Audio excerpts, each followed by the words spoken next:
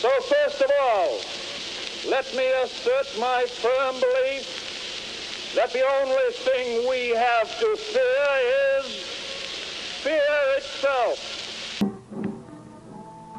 Ladies and gentlemen, we interrupt our program of dance music to bring you a special bulletin from the Intercontinental Radio News. At 20 minutes before 8 Central Time, Professor Farrell of the Mount Jennings Observatory, Chicago, Illinois, reports observing several explosions of incandescent gas occurring at regular intervals on the planet Mars. We now return you to the music of Ramon Raquello, playing for you in the Meridian Room of the Park Plaza Hotel, situated in downtown New York.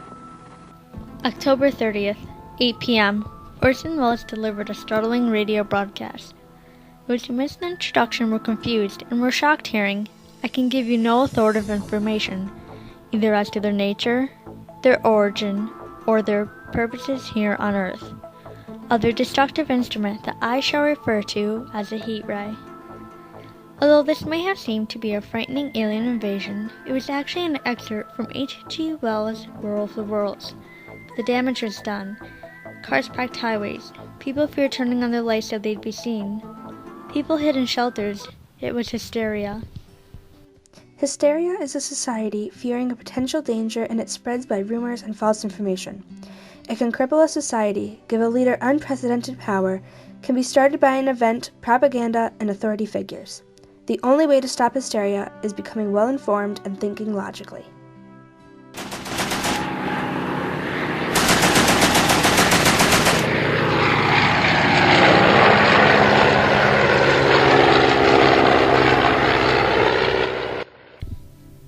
On December 7, 1941, Japanese fighter jets attacked Pearl Harbor and killed over 2,000 people. One result was Japanese Americans being taken from their homes and forced into internment camps. More than 2,000 were arrested without any evidence of disloyalty. It was feared that they were spies because their heritage would make them loyal to Japan. However, very few of them were spies, and the internment camps had nothing but negative consequences. It took over 20 years for the discriminatory laws to be repealed. Even after that, Japanese Americans were discriminated against. Periods of hysteria often have negative effects like these. Discrimination and a lack of trust almost always ensues. Minorities are often such targets from those paranoid and under fear. Previously mentioned, Japanese were confined to small areas due to unjust distrust of the Japanese in World War II. And Jews as well had a genocide by Nazis in World War II. Women were executed to test if they were witches in Salem, and currently Muslims are avoided for exaggerated suspicions of terrorist ties. This lack of trust and fear convert countries to risk societies, nations that are overcome with panic and danger. Factors that lead to times of hysteria. The first being the event that triggers the overall population to be afraid. Often, it is a specific group that they're afraid of. This is usual because a smaller group of people identifies being part of a larger group. An example of this is 9/11. When the Twin Towers were destroyed on September 11, 2001, Americans feared that another terrorist attack is coming. The group responsible were from Afghanistan and were Muslim. Because of this, people of such heritage were feared and discriminated against. The hysteria grew from the thought that every Muslim was a terrorist and should be feared, even though this is not the case. Another factor that leads to hysteria and fear is the use of propaganda. Distributed material and info that is biased, exaggerated, misleading, or false. One well-known example of this type of factor is the Red Scare. Closer to home, the Red Scare was the national phobia of the domination of communism. In the 1950s, the U.S. feared the Soviets, with whom we were fighting in the Cold War. We had capitalism and they had communism, and we suspected spies as well. Because of this fear of being annexed to Russia or attacked, the government became anxious. An anxious government bleeds its fear into its now anxious citizens. The people in the government were determined to expel any Soviets, spies, allies, or even people that favored communism, slightly in order to relieve their fear of war. The McCarthyism campaign worked with paranoid citizens to investigate suspects. Remember Julius and Ethel Rosenberg? They were of several innocents pushed by their neighbors to be executed by electric chair for espionage.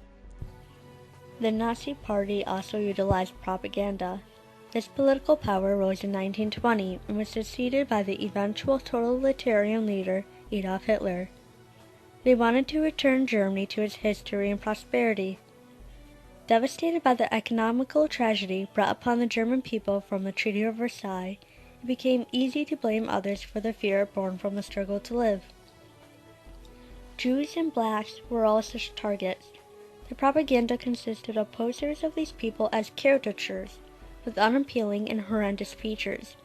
For example, Jews were designed as rich, scheming, manipulative villains. On the other hand, Nazis used other propaganda to demonstrate their party as morally enticing, depicting their Nazi youths and soldiers as heroic and righteous. Authority figures have a big influence just as propaganda does. As mentioned, Hitler gained power in Nazi Germany and used that power to create the largest known genocide in history. It was Hitler's decision to create the Holocaust. It was his own personal agenda, not that of the Nazis, and he used his power as an authority figure to accomplish it.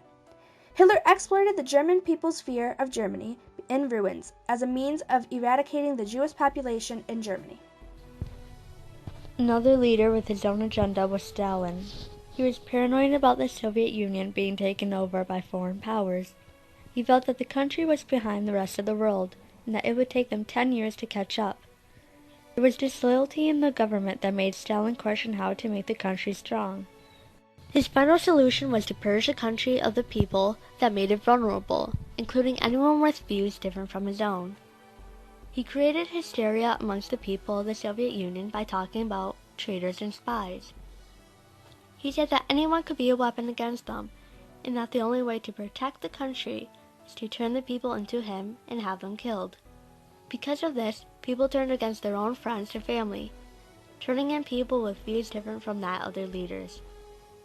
In the end, Stalin killed about 1.2 million people, and no one dared question him.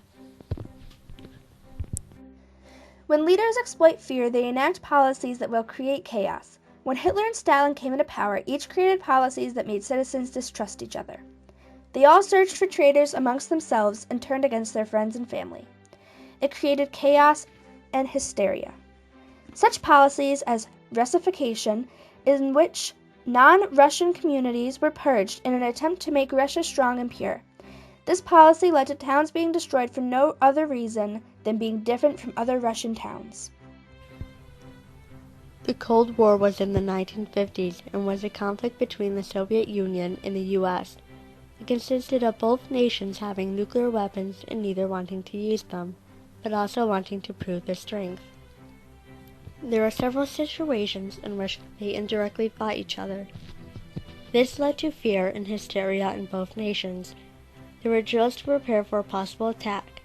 However, we now know that the approaches would have accomplished nothing due to the sheer power of the bombs and the radioactivity. With not knowing if their nation would be attacked, the hysteria increased. It was only when Russia backed down during the Cuban Missile Crisis did it start to fade. Another hysteric event, well known in Massachusetts, is the Salem witch trials. It started when 9 girls that lived in the same swampy block became ill. They all suffered from seizures and muscle spasms. After a week, the locals came to the conclusion that magic was behind the illnesses, and that the witches would need to be killed in order to save the girls. They asked the girls who had cast such a spell on them, and all pointed to 3 women: a slave, Tabitha, a homeless woman, Sarah Good, and an elderly woman, Sarah Osborne. Tabitha confessed, hoping to free herself from conviction. She said that there were others in the town. From here, everyone began pointing fingers. About 200 people were accused and 19 were hung. So goodbye, everybody, and remember, please, for the next day or so, the terrible lesson you learned tonight. That grinning, glowing, globular invader of your living room is an inhabitant of the pumpkin patch, and if your doorbell rings and nobody's there, that was no Martian. It's Halloween.